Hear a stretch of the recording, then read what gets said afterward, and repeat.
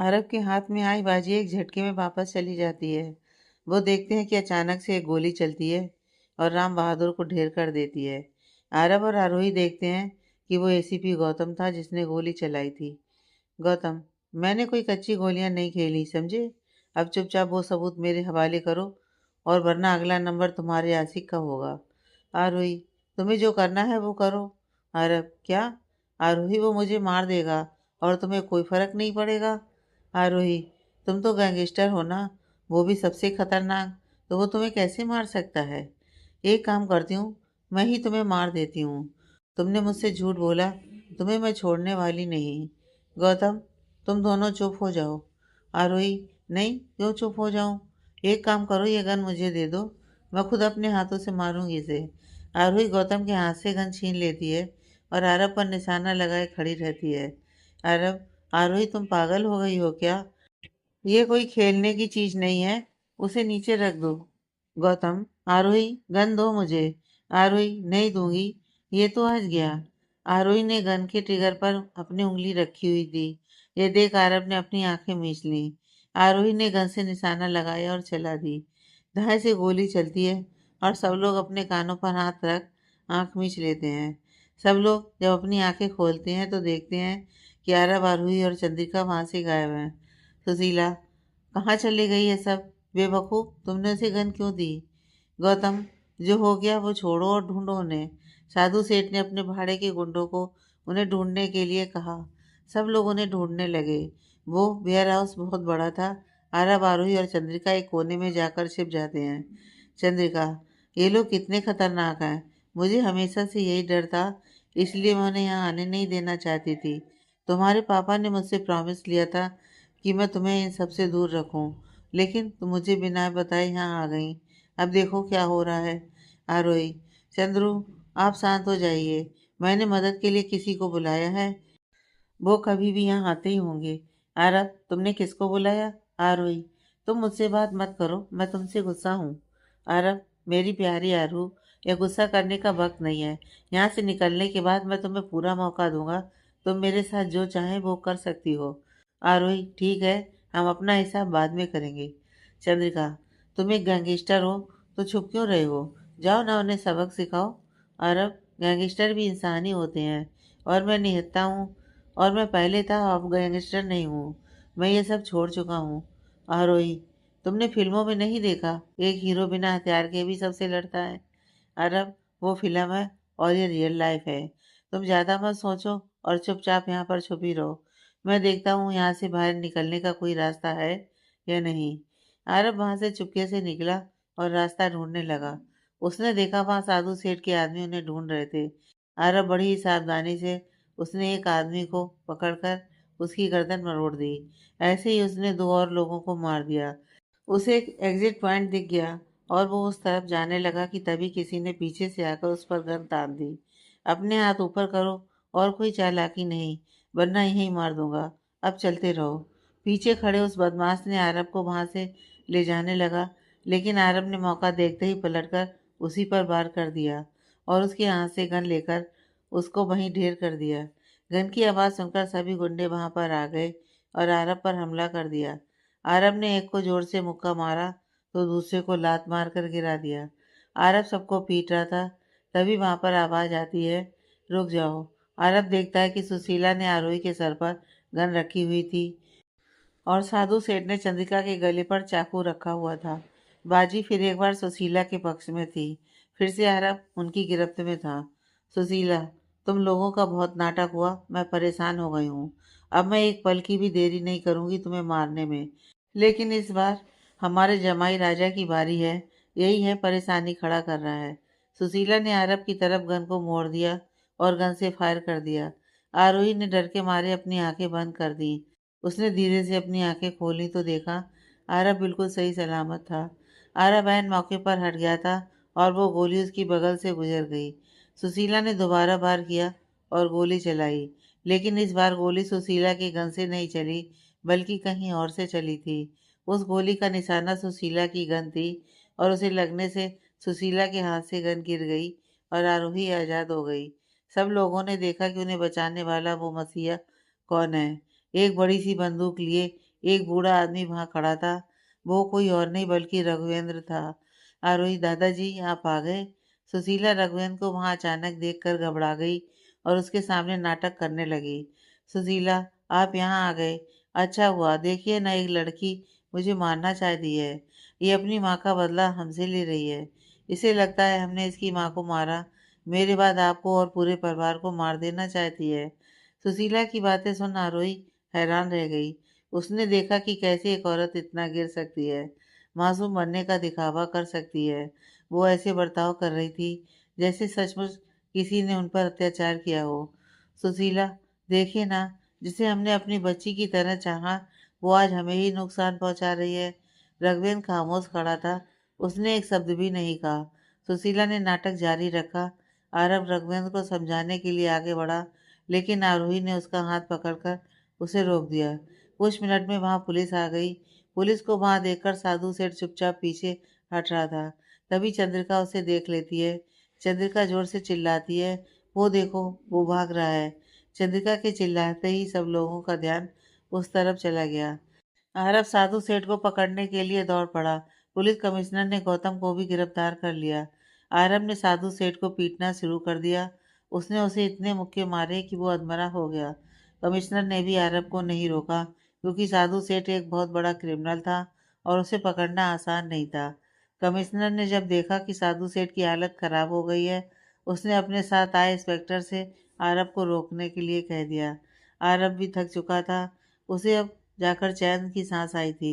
आरव रघुवेंद्र के पास जाता है और हाँफते हुए कहता है, दादाजी, आप अगर वक्त पर नहीं आते तो शायद वो हमें मार देते। लेकिन आपको कैसे पता चला कि हम यहीं हैं?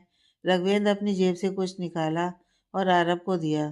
तुम लोगों के जाने के बाद मैं अपने कमरे में गया और कुछ निकालने के लिए जेब में हाथ डाला तो देखा वो एक डायमंड था और साथ में एक फोटो भी थी। उस डायमंड को देख मैं तुरंत समझ गया कि वो हमारे खानदानी हार का डायमंड है और वो हार सुशीला के पास था। तभी मुझे याद आया कि उस रात जब रागनी की मौत हुई थी, तभी हम शादी में गए थे और वो हार सुशीला ने पहना हुआ था। मुझे शक हुआ और मैंने अपने खास आदमी से सुशीला पर नज़र रखने के लिए कह दिया और उसी ने मुझे बताया कि सुशीला ने तुम लोगों को किडनैप करके रखा है। रघुवेंद्र की आंखें शर्म से झुकी हुई थीं। उसने अपनी धीमी आवाज में कहा, इन सब का जिम्मेदार मैं हूँ। मेरी पत्नी ने जो गुनाह किए हैं, अब मैं ही उसका प्रायश्चित करूँगा। रघुवेंद्र कमिश्नर की तरफ मुड़ता है और कहता है, कमिश्नर साहब, इस बेशर्म औरत को पकड़ कर ले जाइए। सब लोगों ने सुशीला की तरफ देखा, लेकिन वो अपनी जगह पर नहीं थी। ये देख चंद्रिका ने देखा, आरोही भी वहाँ नहीं है। चंद्रिका घबराते हुए कहती है, आरोही कहाँ चली गई? आरब आरोही को वहाँ ना देख घबरा गया और उसे यहाँ वहाँ ढूंढने लगा और आवाज़ लगाने लगा। अरब आरोही को ढूंढते हुए बाहर भागा। उसके जहाँ पैर पड़ते वहीं भागकर उसे खोजने लगता। वो जंगल की तरफ दौड़ पड़ा, लेकिन एक जगह आकर वो रुक गया। आरब को समझ में नहीं आ रहा था कि उसे कहाँ जाना चाहिए। उसके पैरों की शक्ति अब जवाब दे रही थी। वो कांप रहे थे। वो पूरे पसीने से लथपथ था। वो आरोही को जोर जोर से पुकारने लगा, आरोही, आरोही, कहाँ हो तुम आरोही? इधर सुशीला आरोही के सर पर गन ताने उसे खींचते हुए ले जा रही थी। वो उसे एक ऊंची टेकरी पर ले गई। आरोही ने खुद को छुड़वाने की कोशिश की, लेकिन वो उसके गन के निशाने पर थी। लेकिन मौका देख उसने सुशीला को धक्का दिया और भागने लगी। सुशीला बूढ़ी थी और उसका शरीर अब ताकत खो रहा था, लेकिन उसके अंदर के गुस्से ने उसे इतना बुरा बना दिया था कि उसके अंदर दया माया जैसे भाव मर चुके थे। उसने अपनी पूरी ताकत से गन को उठाया और आरोही के ऊपर वार कर दिया। उस गोली की आवाज़ सुन आरब एकदम से सहर उठा। उसके आसपास एक लंबी खामोशी फैल गई थी। वहां की हवा की सनसन करती आवाज़ आरब के दिल की धड़कन को बढ़ा रही थी।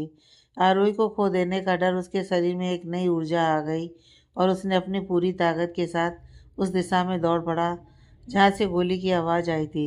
इधर आरोही को गोली नहीं लगी थी। सुशीला निशाना चूक गई थी, लेकिन गोली चलने की वजह से आरोही के भागते कदम रुक गए। वो अब एक भी कदम बढ़ा नहीं पा रही थी। उसने मुड़कर सुशीला की तरफ देखा। आरोही के चेहरे पर डर साफ दिख रहा था। उसकी आंखों से आंसू झलकने लगे थे। सुशीला, अब तू मरेगी ही मरेगी। आरोही रोते हुए। दादी, मैं आपकी पोती हूँ, आपका अपना खून। आपको मुझसे इतनी नफरत क्यों है? सुशीला, नफरत? नफरत तो बहुत छोटी चीज है। मुझे तुमसे घिन है। तुम्हारी वजह से मेरे बेटे ने मुझसे सारे नाते तोड़ दिए, मेरा चेहरा भी देखने से इनकार कर दिया। पहले तुम्हारी माँ उसे मुझसे दूर ले गई, उसके बाद तुमने उसे मुझसे दूर कर दिया। मैं तो बहुत पहले तुम्हें मार देना चाहती थी, लेकिन अपने बेटे की वजह से मैं चुप रही।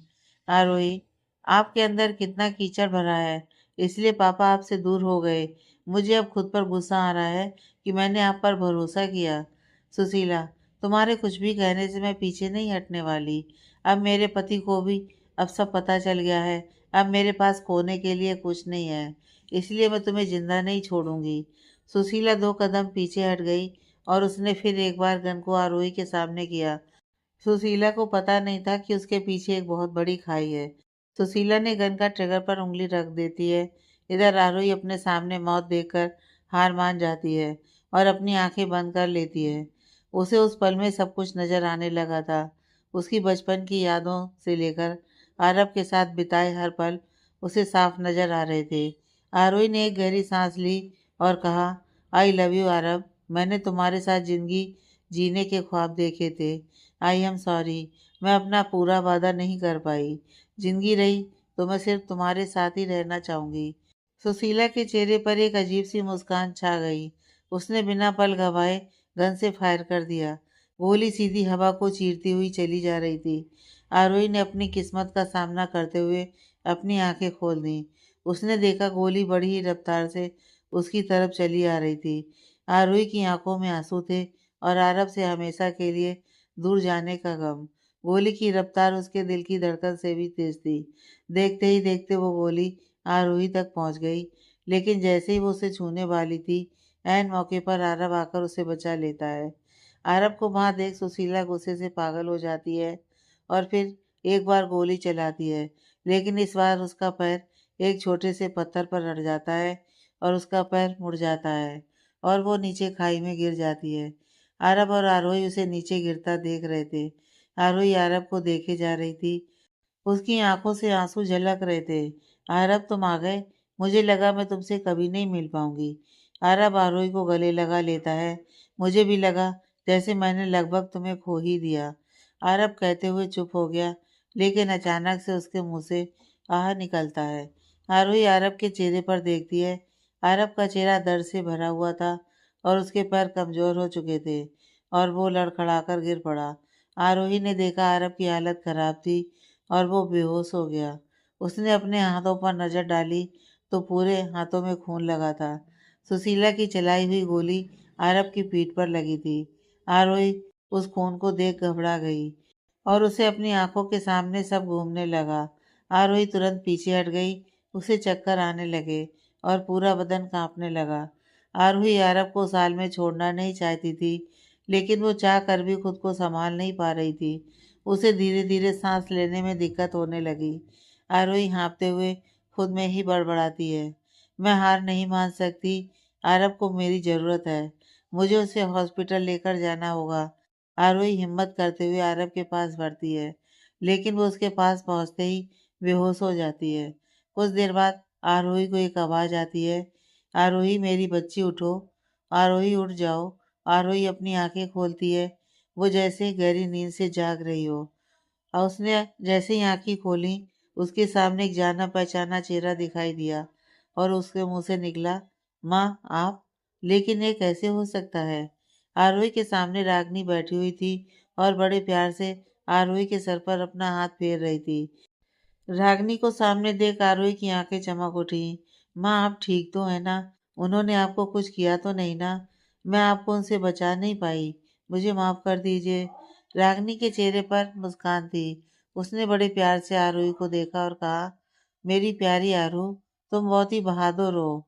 तुम्हारी कोई गलती नहीं थी। तुम बहुत अच्छी हो। तुम अगर नहीं होती तो कभी पता नहीं चलता कि मेरी मौत कैसे हुई थी। तुम्हारी वजह से मैं बेगुनाह साबित हुई। तुमने अपनी माँ के लिए बहुत कुछ किया है, लेकिन अब वक्त आ गया है अपने डर से बाहर निकलने का। खुद को दोष देना बंद करो। अब तुम्हें हिम्मत करके आगे बढ़ना है। आरोही रागनी को देख अपने आंसू रोक नहीं पा रही थी। वो बोलते हुए अटक रही थी। वो रोते हुए कहती है, माँ मैं ये नहीं कर पाऊंगी, मुझे बहुत डर लग रहा है। आप मेरे साथ रहोगी ना तो मुझे डर नहीं लगेगा। रागिनी ने आरोही को अपनी बाहों में भर लिया।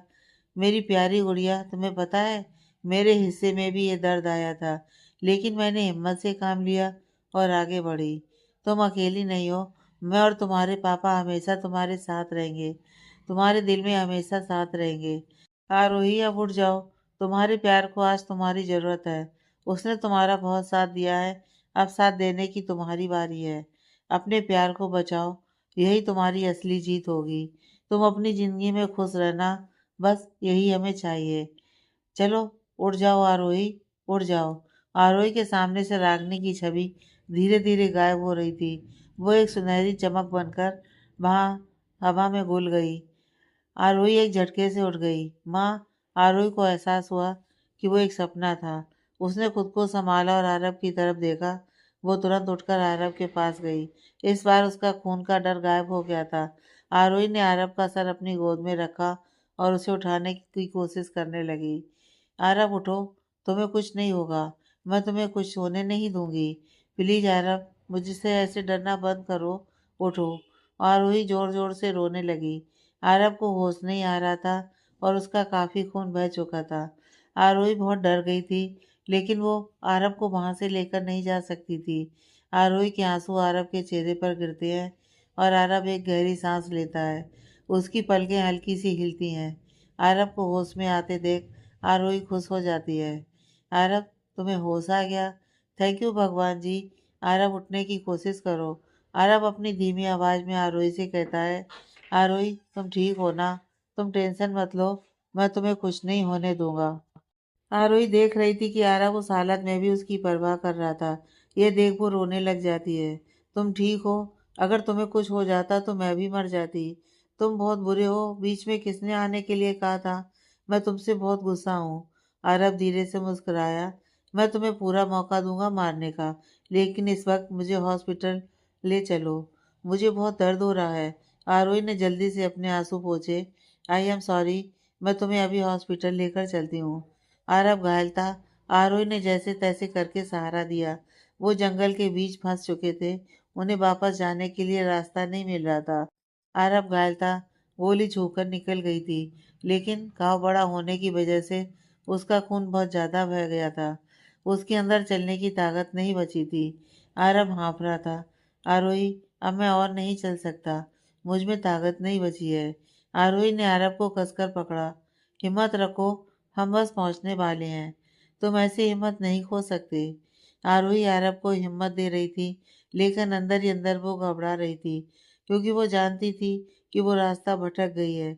उसके अंदर भी ताकत नहीं थी चलने की, लेकिन अरब को कुछ भी करके हॉस्पिटल लेकर जाना बहुत जरूरी था। आरोही ने अपनी पूरी हिम्मत के साथ अरब को लेकर आगे बढ़ी, लेकिन उसने देखा सूरज ढल रहा था और अंधेरा छा रहा था। उसे मदद की कोई उम्मीद नजर नहीं आ रही थी। अंधेरा गहरा होता जा रहा था, लेकिन उसने आगे बढ़ना नहीं छोड़ा। लेकिन आरब के अंदर की सारी ताकत खत्म हो गई थी और पैर कमजोर पड़ गए थे। वो जमीन पर गिर पड़ा और आरोही उसे संभाल नहीं पाई। आरोही ने आरब को घसीटते हुए एक पेड़ के पास ले जाकर उसका सर अपनी गोद में लेकर बैठ गई। कोई उन्हें ढूंढते हुए वहां पर आएगा, यह सोचने के अलावा उसके पास कोई रास्ता नहीं बचा था। आरोही थकी हुई थी, लेकिन फिर भी उसने पूरी हिम्मत के साथ जोर से चिल्लाई, कोई है जो हमारी मदद करेगा? प्लीज कोई हमारी मदद करो, मेरे आरब को बचा लो, कोई तो आ जाओ, प्लीज हेल्प मी। आरोही के अंदर बची हुई ताकत ने भी जवाब दे दिया।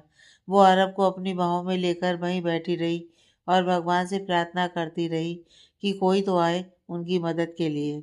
लगभग 1 घंटा बीत चुका था कि तभी आरोही के कानों में वहां पड़े सूखे पत्तों पर किसी के चलने की आवाज आने लगी। आरोही को डर था कि कोई जंगली जानवर ना हो। वो अरब को कसकर पकड़े वहीं बैठी रही।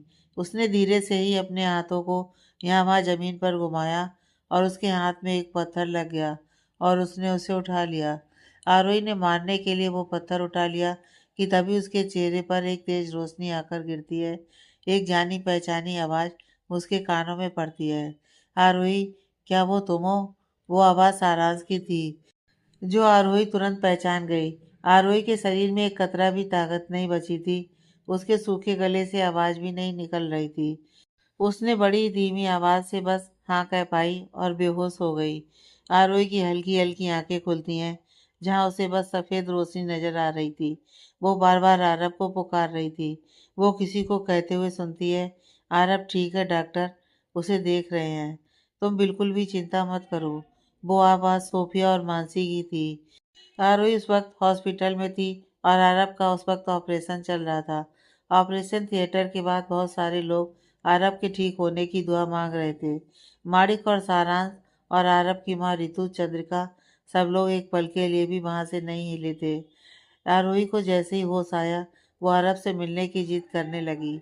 आरोही ने अपने हाथ में लगी हुई सुई को निकाल दिया और तुरंत अरब को ढूंढने के लिए बाहर भाग आई। सोफिया और मानसी उसे रोक नहीं पा रहे थे। आखिर में उन्हें आरोही को ऑपरेशन थिएटर के पास ले जाना पड़ा। आरोही को वहां देख चंद्रिका और रितु उसके पास दौड़े चले आए। चंद्रिका घबराते हुए कहती है, तुम यहाँ क्यों आ गई? तुम्हें आराम की जरूरत है। तुम अभी ठीक नहीं हो। आरोही रोते हुए कहती है, जब तक आरब ठीक नहीं है, मैं कैसे ठीक हो सकती हूँ? मुझे आरब से मिलना है। प्लीज मुझे उसके पास लेकर जाइए। आरोही को वहां देख माणिक उसके पास आता है। आरब सर का ऑपरेशन हो रहा है। उनका खून बहुत बह चुका था, लेकिन सारांश का खून उनसे मैच हो गया है और वो उन्हें खून दे रहा है। आरोही, अब तक तुमने बहुत हिम्मत दिखाई है। अब बस कुछ देर और हिम्मत रखो, सर को कुछ नहीं होगा। आज तुम्हारी वजह से वो जिंदा है। अगर उनके ठीक होने पर तुम उन्हें बीमार दिखोगी तो वो मुझे नौकरी से निकाल देंगे। प्लीज आरोही, वापस जाओ और अपना इलाज करवाओ। आरोही को वहां से जाना नहीं था, लेकिन नर्स उसे वहां से जबरदस्ती ले गई। अरब का ऑपरेशन 3 घंटों तक चला। इधर आरोही एक जगह लेटे रहने के अलावा कुछ नहीं कर पा रही थी। वो अपनी जगह पर लेटी हुई थी, तभी वहां रघुवेंद्र आ जाता है। आरोही रघुवेंद्र को देखकर अपनी जगह पर बैठ जाती है। दादाजी, आप? रघुवेंद्र अपनी नजरें चुरा रहा था। वो सुशीला की वजह से बहुत शर्मिंदा था। मुझे माफ कर दो मेरी बच्ची, मैं तुम्हारा गुनहगार हूँ। मैं कितना भी कर लूँ, लेकिन इस बोझ तले कभी निकल नहीं पाऊंगा कि मेरी अपनी पत्नी ने अपने खुद के बेटे का परिवार तबाह कर दिया। मैं तो तुमसे नजरें मिलाने लायक भी नहीं हूँ।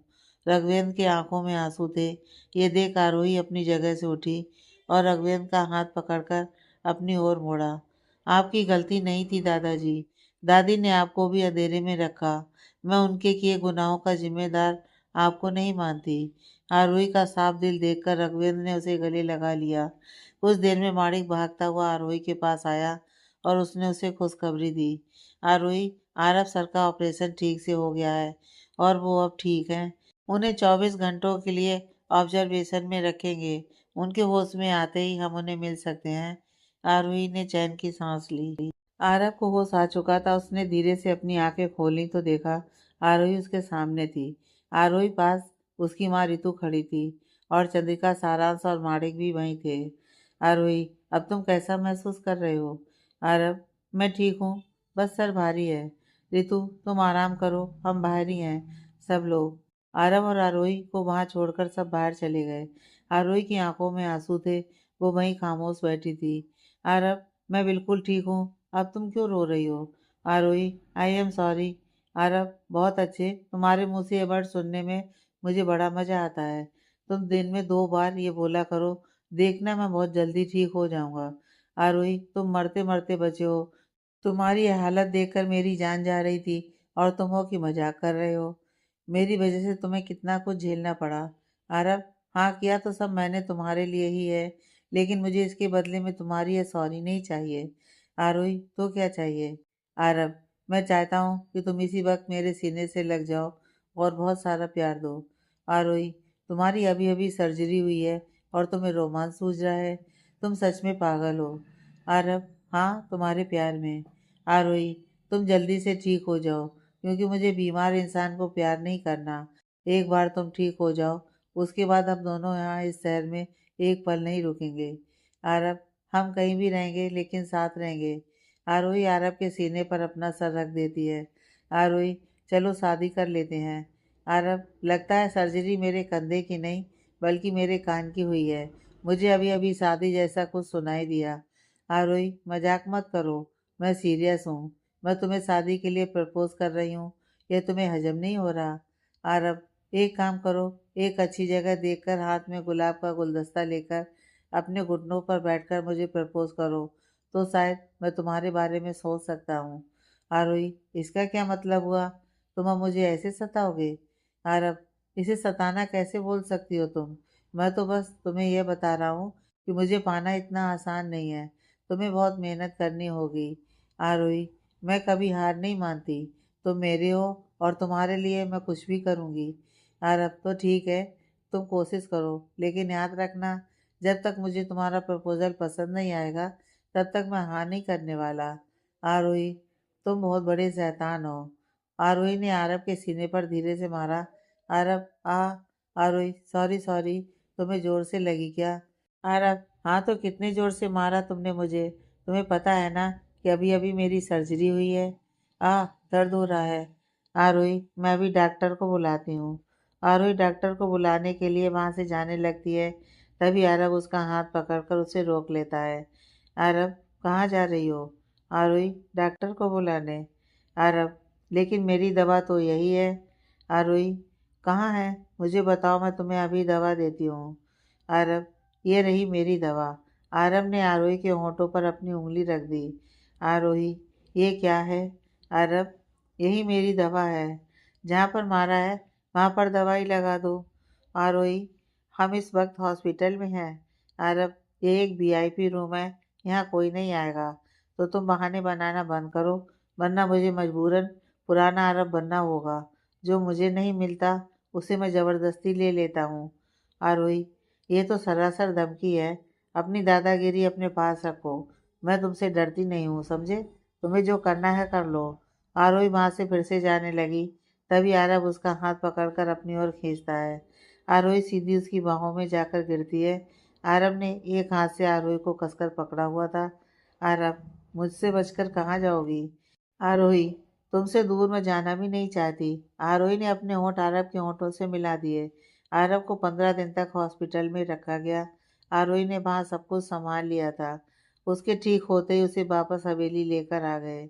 आरोही को अब वहाँ नहीं रहना था।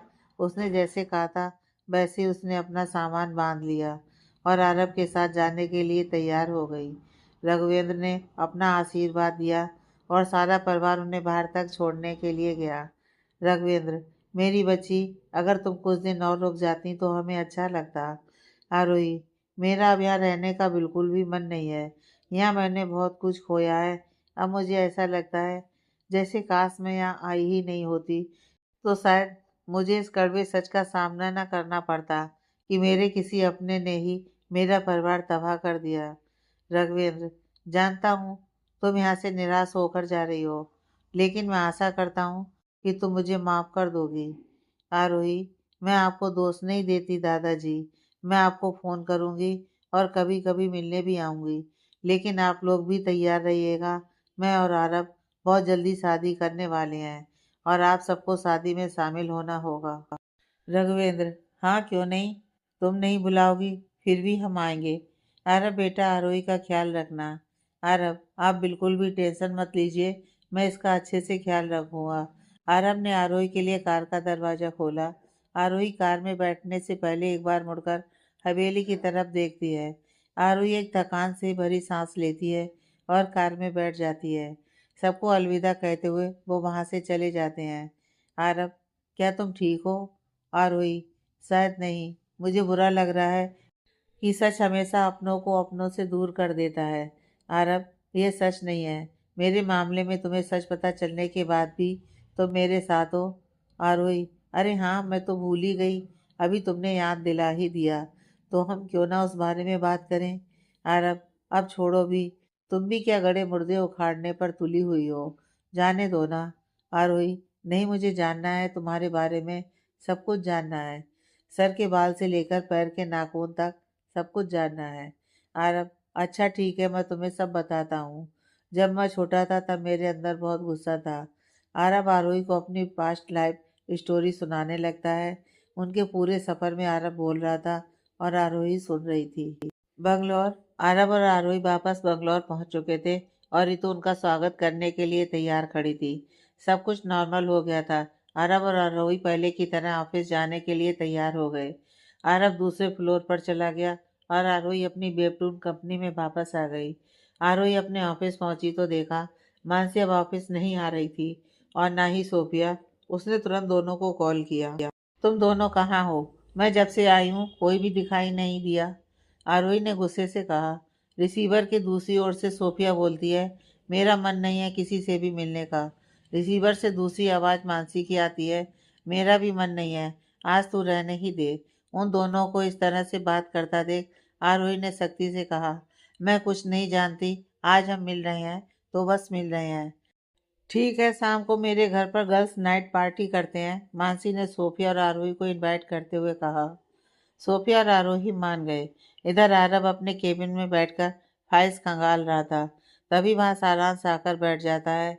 वो कुछ नहीं कहता, बस खामोश कुर्सी पर खुद को टिकाए बैठे रहा। आरब, क्या हुआ तुझे? सारांश, कुछ नहीं, मेरी लाइफ का सत्यानाश तो मैंने ही किया है, अब उसका रोना रोकर कोई फायदा नहीं। आरब और सारांश बात कर ही रहे होते हैं कि तभी वहां माणिक आ जाता है। माणिक, हेलो सर। माणिक ने खुश होकर कहा। आरब, तुम बड़े खुश लग रहे हो, आखिर बात क्या है? माणिक, ये लीजिए मिठाई, मेरे घर वालों ने मेरा रिश्ता पक्का कर दिया है, मैं बहुत जल्द शादी करने वाला हूँ। माणिक की बात सुन सारांश और आरब दोनों ही उदास हो गए। उन्हें माणिक से जलन हो रही थी। एक तरफ सारांश था जो मानसी को मना मना कर थक चुका था, लेकिन वो मान नहीं रही थी, और दूसरी ओर आरब था जो आरोही के प्रपोज करने का इंतजार कर रहा था, लेकिन आरोही ने अब तक उस बारे में कोई बात नहीं की थी। सारांश ने थकी हुई आवाज से कहा, कांग्रेचुलेसन। हाँ, किसी की तो शादी हो रही है, तुम्हें बहुत बहुत मुबारक माणिक। आरब ने ज्यादा दिलचस्पी न दिखाते हुए अपनी फाइल खोल अपना काम करने लगा। माणिक, सर आज मेरी तरफ से आप लोगों को ड्रिंक पार्टी है, आप आएंगे ना? सारांश, मुझे अब पीने का बहाना चाहिए।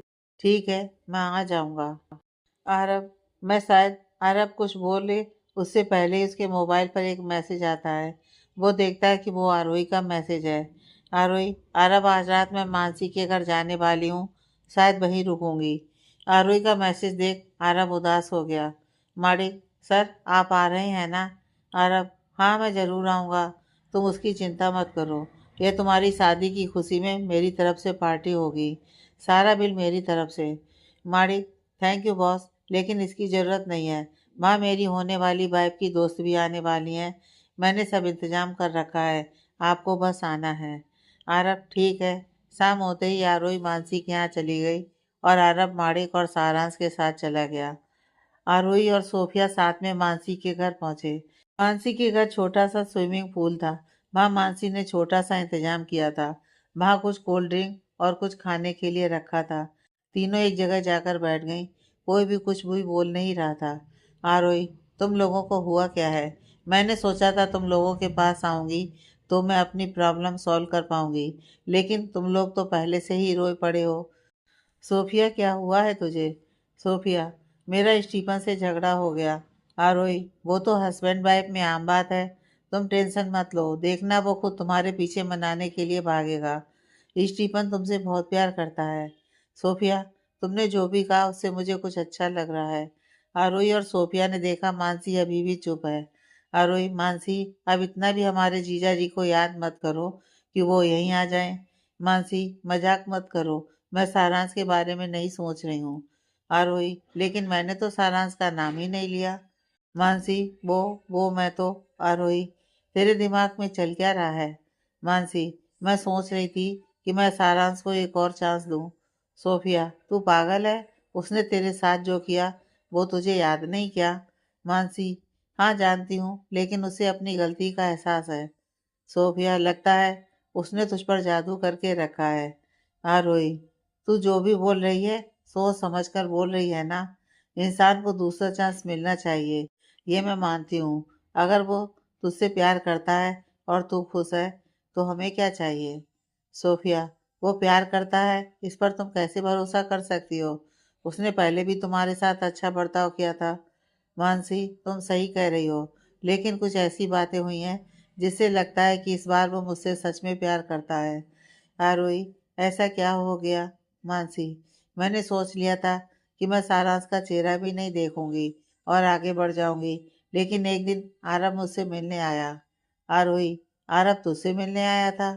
मानसी, हाँ, उस वक्त पापा हॉस्पिटल में थे और मैं उनके साथ थी, तब वो आया था।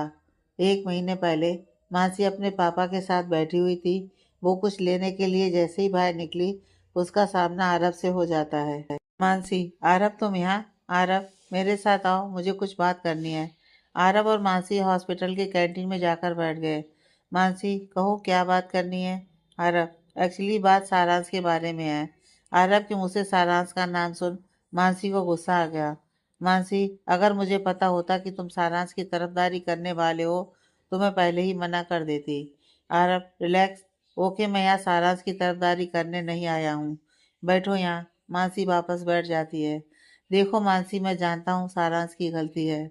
उसने जो भी किया उसे नहीं करना चाहिए, इसलिए मैं तुम्हारे पास आया हूँ। मानसी, मैं कुछ समझ नहीं पा रही हूँ।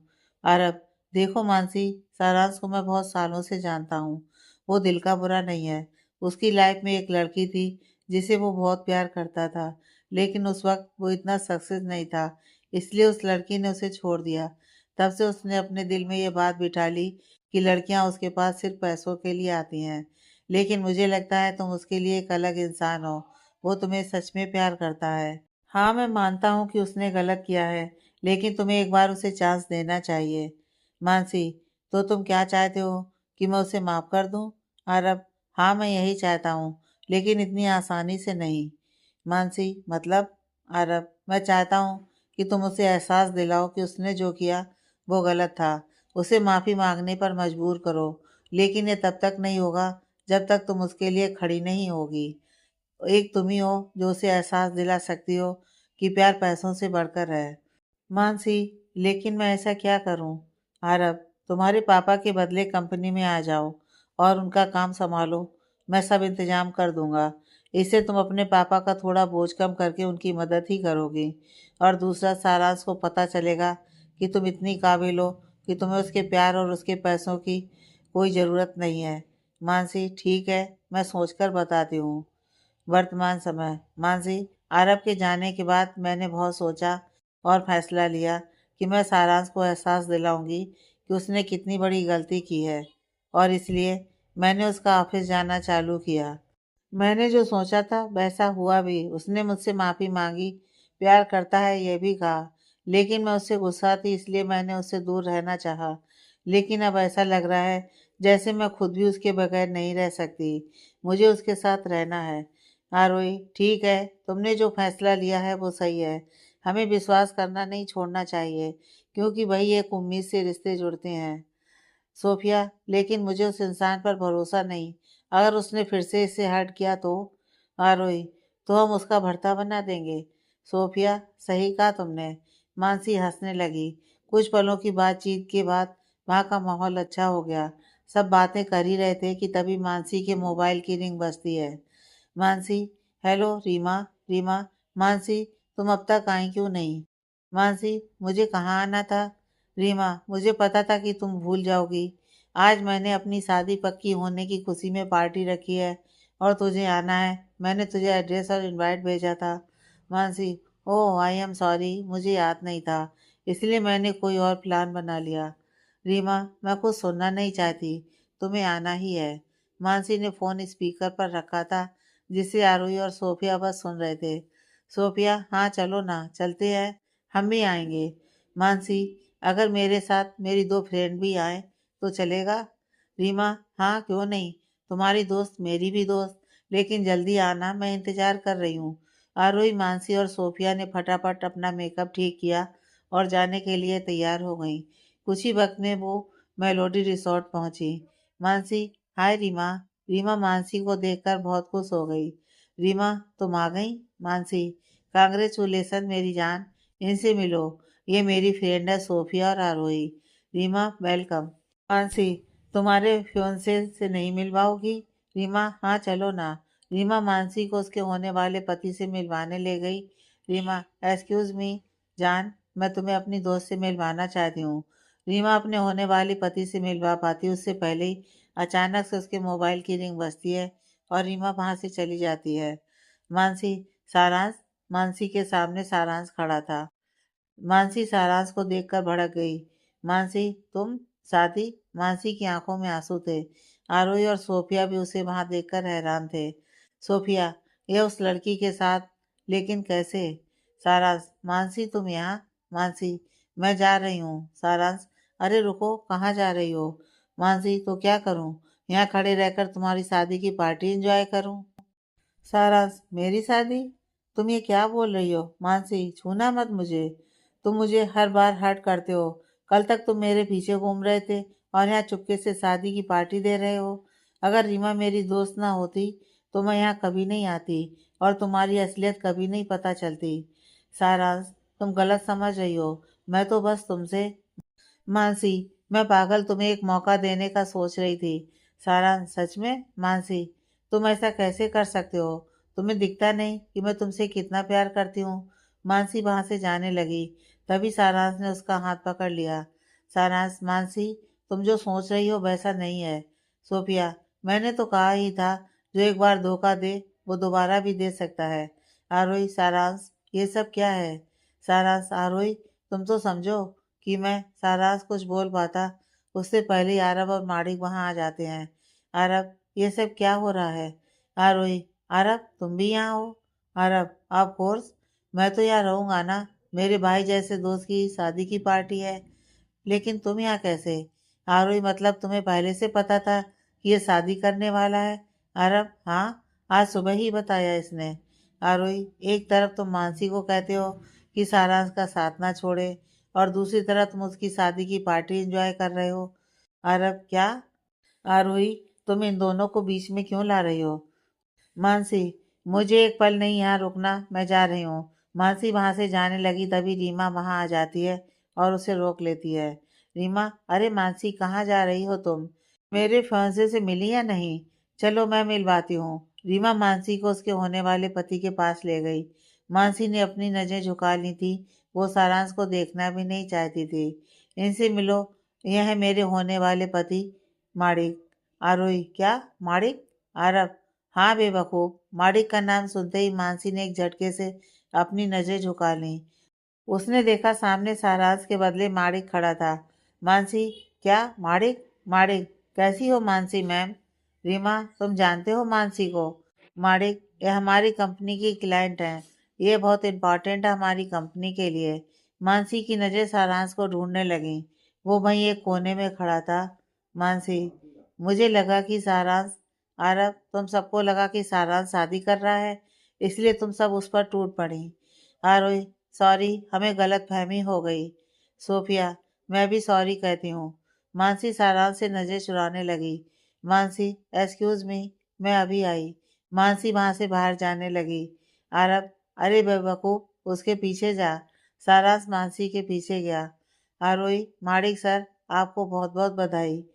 रीमा, ये तुम्हें सर क्यों बुला रही है? ये तो। आरोही, वो मैंने कुछ वक्त माणिक सर के अंडर काम किया था, मुझे अब आदत है। माणिक, ये मेरे बॉस की गर्लफ्रेंड है। आरोही, मैं मानसी को देखकर आती हूँ। आरव, इसकी जरूरत नहीं है, उसे जिसकी जरूरत है वो उसके पास है। आरोही, हाँ तुम सही कह रहे हो। आई होप कि सारांश और मानसी अपने बीच की प्रॉब्लम सॉल्व कर ले। मानसी रिसोर्ट के बाहर अकेली उदास खड़ी थी। सारांश उसके पास आकर खड़ा हो गया। दोनों ही खामोश थे। सारांश ने अपनी चुप्पी तोड़ते हुए कहा, मानसी, क्या तुम मुझे वो अभी भी एक मौका दोगी? आई प्रॉमिस, मैं तुम्हें निराश नहीं करूंगा। मैं पागल था जो तुम्हारा दिल तोड़ा, तुम्हें हर्ट किया।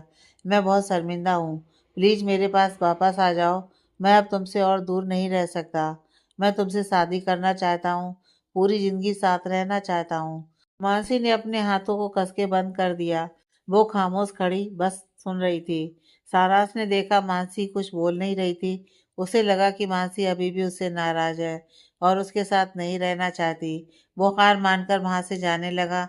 अचानक से मानसी ने उसका हाथ पकड़कर उसे अपनी ओर खींचा और उसके गले से लग गई। मानसी, आई लव यू सारांश, और मैं सिर्फ तुम्हारे साथ रहना चाहती हूँ, सिर्फ तुम्हारे साथ। सारांश ने भी मानसी को कस के गले लगा लिया। मानसी और सारांश हंसते मुस्कुराते हुए वापस अंदर आ गए। सब साथ मिलकर कपल डांस करने लगे। आरोही आरब के गले में अपनी बाहें डाले उसकी आंखों में देख रही थी। आरोही, तुम्हें किसी ने बताया कि तुम कमाल हो? आरब, हाँ बहुत लोगों ने बताया, लेकिन तुम्हारे मुंह से सुनने के बाद यकीन हो गया। आरोही, थैंक यू मेरी लाइफ में आने के लिए।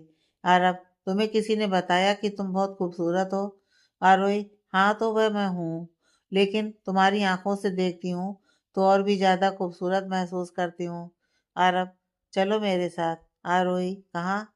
सब लोग अपने डांस और पार्टी को एंजॉय करने में लगे थे, तभी सबसे अलग आरब और आरोही रोमांस कर रहे थे। आरब, क्या हम आज रात साथ? आरोही, सोचना भी मत। आरब, लेकिन क्यों? आरोही, क्योंकि ये जगह और ये वक्त सही नहीं है। तुम्हें तो बस रोमांस ही सोचता है। अगर हमें किसी ने देख लिया तो क्या सोचेगा? आरब, यही कि हम प्यार में हैं। आरब ने आरोही के दोनों हाथों को पकड़ रखा था और उसकी गर्दन और कंधे को चूमने लगा। आरोही, रुको। आरब, आरोही प्लीज, मेरा मूड मत खराब करो। एक तो शादी करती नहीं हो और ना ही पास आने देती हो। आरोही, चलो शादी कर लेते हैं। आरब, तुम तो ऐसे बोल रही हो जैसे बाजू के कमरे में पंडित बैठा हो, वो भी हमारी शादी करने के लिए। आरोही, बाजू में तो है, लेकिन इस कमरे में नहीं, बल्कि इस रिसोर्ट से कुछ दूरी पर मंदिर है। चलो अभी इसी वक्त शादी कर लेते हैं। आरब, अब बहुत हुआ मजाक। शादी करना इतना आसान है क्या? आरोही, मैं मजाक बिल्कुल भी नहीं कर रही हूँ। आरब, अगर ये मजाक नहीं है तो भी ये नहीं हो सकता। आरोही, क्यों नहीं? आरब, क्या तुम नहीं चाहती कि हमारा परिवार, हमारे दोस्त हमारी शादी का हिस्सा बने? आरोही, हाँ चाहती हूँ। ठीक है, जैसा तुम कहो। आरब, मेरी प्यारी गुड़िया, मेरी जान, अब चलो घर चलते हैं। सोफिया को भी उसके घर छोड़ना है। आरब आरोही का हाथ पकड़कर वहां से ले जाने लगा, लेकिन आरोही ने उसे रोक लिया। आरोही, वो मैंने स्टीफन को कॉल किया था, वो सोफिया को लेने कभी भी आ जाएगा, तो क्या हम कुछ देर और रुक सकते हैं? आरब, तुम बहुत बुरी हो, पहले दूर भागती हो, फिर तड़पाती हो, और फिर पास बुलाती हो। आरोही ने अरब का कोट उतार दिया। उसने उसके गर्दन पर उंगलियां घुमाते हुए उसके सीने पर हाथ रख दिया। अरब ने आरोही की कमर पर हाथ रखकर अपनी ओर तेजी से खींचा। आरोही, आई लव यू अरब। अरब, हम हमेशा साथ रहेंगे। अरब ने आरोही के होठों पर अपने होठ रख उसे चूम लिया। कुछ दिन बीत गए और सारांश और मानसी ने शादी करने का फैसला किया। शादी की तैयारियां भी शुरू हो गई थी। सोफिया और आरोही मानसी को शॉपिंग करने में मदद कर रहे थे। मानसी और सारांश की शादी की तैयारियां बहुत ही धूमधाम से हो रही थी। हल्दी से लेकर संगीत तक बहुत ही अच्छा रहा। शादी बंगलौर के बहुत बड़े मैरिज हॉल में रखी गई थी। वहाँ बहुत बड़े बड़े बिजनेसमैन आए हुए थे। सारांश और मानसी की शादी बड़ी धूमधाम से हुई। कुछ देर बाद रिसेप्शन हुआ और सबने उन्हें बहुत सारे गिफ्ट दिए। माड़िक, आरब सर, आप कब शादी करने वाले हैं? आरब, तुम्हें क्यों जानना है? माड़िक, वो क्या है ना, अगर बॉस से पहले उनके सेक्रेटरी ने शादी कर ली तो अच्छा नहीं लगेगा ना। आरब, तो तुम्हें नौकरी छोड़नी है? माड़िक, क्या? नहीं नहीं, मैं तो मजाक कर रहा था। आप भी ना। माड़िक वहां से धीरे से खिसक जाता है। आरब सामने खड़ी आरोही को देख रहा था। आरब, ये शादी बस जले पर नमक छिड़कने जैसी है। आरोही ने देखा आरब का मूड अच्छा नहीं है, लेकिन वो उसके पास जाने के बजाय कहीं और चली गई। आरब भी एक जगह मुंह फेर कर बैठ गया।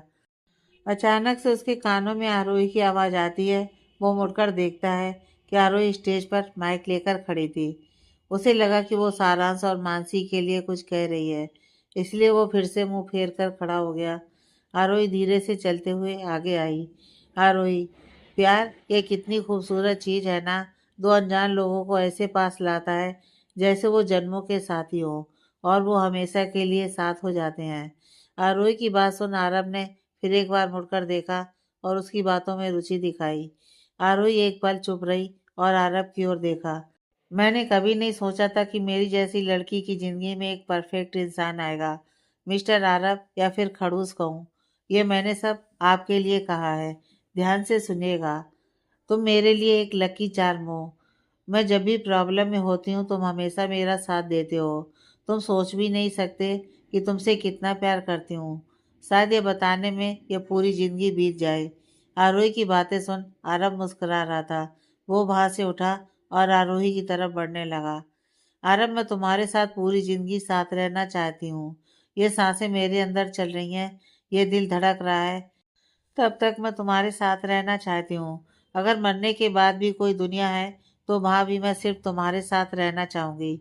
आज मैं सबके सामने तुमसे पूछती हूँ आरब, क्या तुम मुझसे शादी करोगे? आरब आरोही के पास स्टेज पर आ गया था। उसके आते ही आरोही गुलाब का फूल लेकर घुटनों पर बैठ गई और आरब के जवाब का इंतजार करने लगी। आरब आरोही के पास जाकर उसे उठाता है और मुस्कुराते उसे गले से लगा लेता है। आरब, तुम कहो और मैं तुम्हारी बात ना मानूं, ऐसा हो सकता है क्या? लेकिन मुझे समझ में नहीं आ रहा कि इतनी सारी तारीफ क्या ये मेरी हाँ बोलने के लिए रिश्वत थी? आरोही, हाँ ऐसा ही समझ लो। आरब, अगर ऐसा है तो ऐसी रिश्वत मुझे पूरी लाइफ चाहिए। तुम्हें पता है ना कि मुझे मेरी तारीफ करने वाले लोग बहुत पसंद है। सब लोग तालियां बजाने लगे। आरब ने आरोही को कसकर गले से लगा लिया। 2 महीने बाद आरोही शादी के लाल जोड़ा पहने चली आ रही थी। हाथों में कंगन, माथे पर बिंदिया, आंखों में काजल, 16 श्रृंगार किए वो एक एक कदम बढ़ा रही थी। उसकी आंखों में एक खुशी की चमक थी, होठों पर मीठी सी मुस्कान थी। उसकी नजरें सिर्फ आरब को देख रही थी। आरब का दिल जोर जोर से धड़क रहा था, जैसे बरसों का सपना पूरा हो रहा था। आरोही के साथ जो उसने एक एक पल बिताए थे वो उसकी आंखों के सामने नजर आ रहे थे। वो उसकी पहली मुलाकात, उसका यूं झगड़ना, बातें बनाना, रूठना, मनाना, अपनी जान की परवाह किए बिना एक दूसरे पर जान छिड़कना। आज वो अपने प्यार के दूसरे चरण पर पहुंच गए थे। आरोही और आरब मंडप में बैठ गए। उन दोनों का पूरा परिवार वहां था। आरब के परिवार में उसकी अपनी सिर्फ उसकी माँ थी और कुछ दूर के रिश्तेदार, भाई जैसा दोस्त सारास और माणिक। आरोही की जिंदगी में माँ रागनी और पिता सागर को खो देने के बाद उसका परिवार सिर्फ चंद्रिका थी। लेकिन आज उसके परिवार में उसके दादाजी रघुवेंद्र, छोटे दादा और छोटी दादी, उनका बड़ा बेटा राजवीर और उसकी पत्नी सनाया, छोटी बेटी आहाना, बहनों से भी बढ़कर उसकी दोनों दोस्त सोफिया और मानसी माँ उसकी खुशी में शामिल थीं। रीति रिवाजों के साथ पवित्र मंत्रों को साक्षी मानते हुए आरब ने आरोही के गले में मंगलसूत्र पहनाया और उसकी मांग खुशियों से भर दी। आज सब लोग बहुत खुश थे उन्हें साथ देखकर। आरोही, आरब, ये आरोही सिर्फ तुम्हारे लिए जन्मी है, मेरे लिए तुमसे बढ़कर कुछ नहीं है। आरब, तुम्हारे लिए मैं कुछ भी कर सकता हूँ, मैं तुम्हें खुद से दूर कभी जाने नहीं दूंगा। आरब और आरोही की जिंदगी में अब खुशियां ही खुशियां रहेंगी। ये दुआ मांगते हुए हम यही कहानी का अंत करते हैं। दी एंड।